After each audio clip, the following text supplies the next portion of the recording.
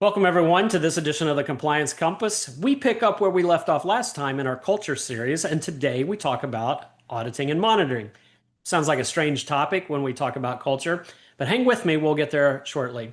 So, first, let's quickly define those two terms. Monitoring is something that occurs within a department that's delivering care, within an operational department.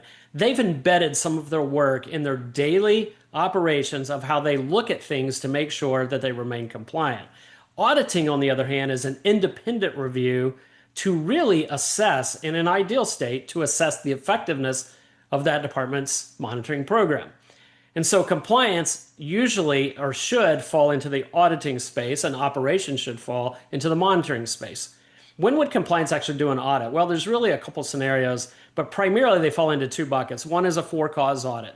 Someone raises an issue, compliance has to step in and say, let's look at a sample of claims or a sample of charts, whatever it may be. Let's take a look and make sure we're okay in order to address that specific allegation.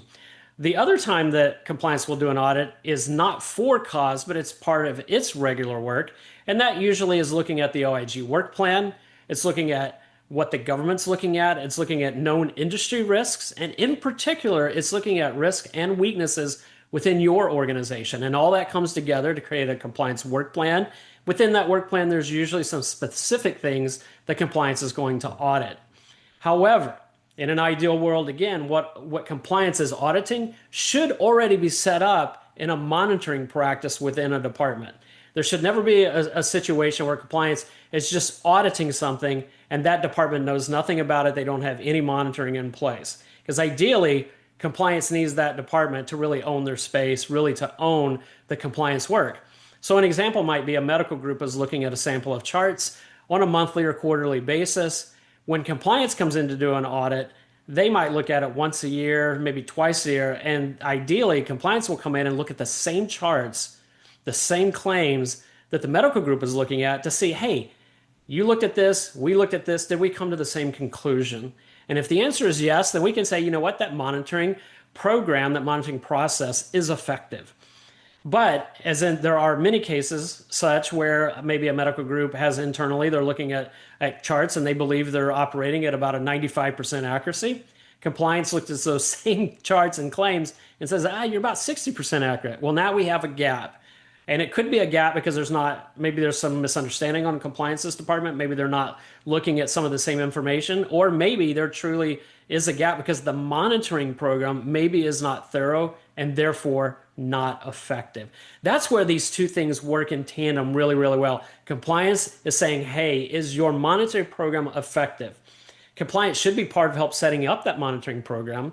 And when it's deemed that it's not effective, compliance would step in and say, let's work on this together.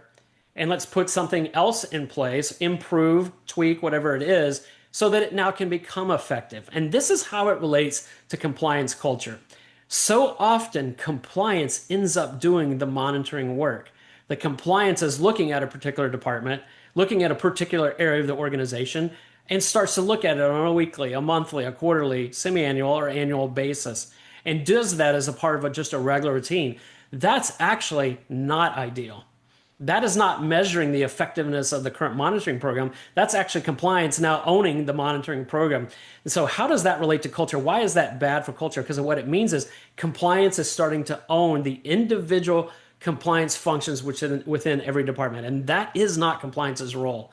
In a truly effective compliance program, in an organization where there's a healthy compliance culture, all of the departments throughout the organization are owning their space. Compliance is there as a partner to help them set up monitoring programs. Compliance is there to audit those programs to make sure they're effective on a periodic basis. Compliance is there to provide assessment and risk advice and to make recommendations. But ultimately, every single operational area has to own their compliance. If that's happening, then you truly have a very healthy compliance culture. In a situation where compliance is actually doing all the work, that's not, because now compliance is siloed, and that is not a healthy culture. So I ask you, in your organization, is compliance a partner, or is compliance the police? Is compliance doing the actual monitoring work, or is compliance helping the departments be compliant as they walk through their daily journey? Join us for our next edition of the Compliance Compass coming up soon.